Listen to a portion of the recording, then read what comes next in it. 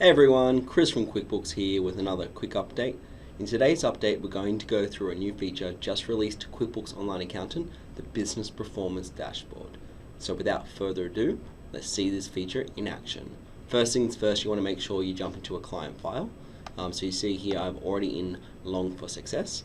Then you want to click on Overview and select Business Performance. So you see here, this is your business performance dashboard, and it gives you a quick snapshot on how a client file or a client is performing, and it really helps you provide those key insights to your client. So first things first, you can sort of see here, hey, you can select a period, and you can also compare it to either the previous period or the previous year. At the top, you see some of the key metrics at a glance, so you know how income, cost of goods sold, gross profit, expenses, and net profit are performing.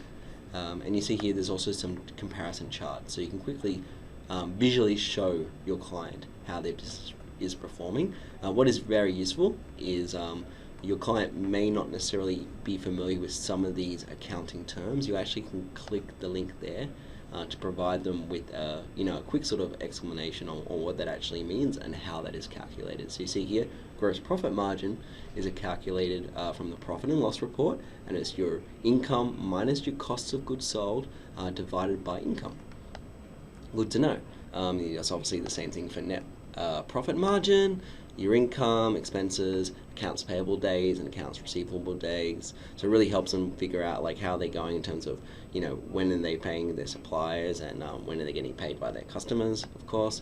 And then your current ratio and your quick ratio. And these things actually I needed to click the link on because it's been a while since I did accounting back at uni. I'm obviously not a CPA, but there you go. The quick ratio is calculated by the total current assets minus your inventory assets divided by your current liabilities.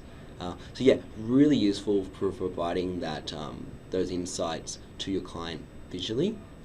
Please let us know what you think about this feature in the comment section down below, and I'll catch you next time for our next quick update.